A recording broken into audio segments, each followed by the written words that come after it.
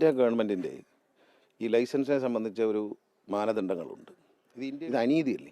ഇത് ആരോട് ചെയ്യുന്ന അനീതിയാണ്? ഈ റോഡിൽ നടന്നു പോകുന്ന സാധാരണക്കാരായ പാവങ്ങളോട്. സുരാജിന് അമിത വേഗതയിൽ ഒരിളവ് കൊടുക്കേണ്ടതില്ലെന്ന് നിലപാടിൽ മന്ത്രി ഗണേഷ് കുമാർ.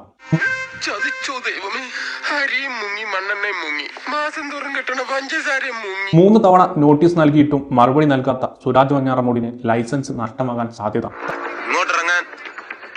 ഇനി താൻ ലൈസൻസ് എടുത്തിട്ട് വണ്ടി ഓടിച്ചാൽ മതി. ഇൻസ്പെക്ടർ പോയി ആദ്യം യൂണിഫോം ഇട്ടിട്ട് എന്നിട്ട് സംസാരിക്കും. തമ്മനം കാരക്കോട് റോഡിലെ അപകടം. നടൻ സുരാജ് വെഞ്ഞാറമൂടിന്റെ ഡ്രൈവിംഗ് ലൈസൻസ് സസ്പെൻഡ് ചെയ്യാൻ മോട്ടോർ വാഹന വകുപ്പ് നടപടി തുടങ്ങി. നിങ്ങൾ എന്തിനാണ് പേടിക്കുന്നത്? ധൈര്യമായിട്ടിരിക്കണം.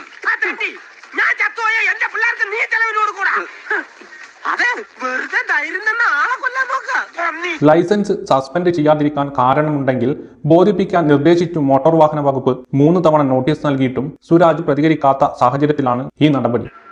തന്റെ ഡീല് മാത്രമല്ല എന്റെ തലയ്ക്കകത്ത്, താൻ അതൊന്നും മനസ്സിലാക്കുക. രാത്രി അമിത വേഗതയിൽ ഓടിച്ച കാർ ഇടിച്ചു ബൈക്ക് യാത്രക്കാരനുണ്ടായ പരുക്കേറ്റ സംഭവമാണ് ഇതിന് കാരണം.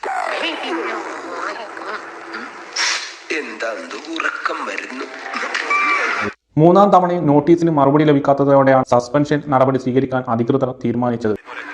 ലൈസൻസ് അല്ലേ, ഒരു 10-15 ഞാൻ എടുത്തു വെച്ചിട്ടുണ്ട്, കൊടുക്കാന്ന് പറയും. എല്ലാരും കൈവച്ചല്ലോ, ഇനി ആർക്കും പരാതിയില്ലല്ലോ. ഇതൊരു കാര്യം മറ്റേടത്ത് ഐഡിയ ആയിപ്പോയി. അവിടുന്നും കിട്ടി, ഇവിടുന്നും കിട്ടി. മല്ലയാ, ഞാൻ പോകണേ.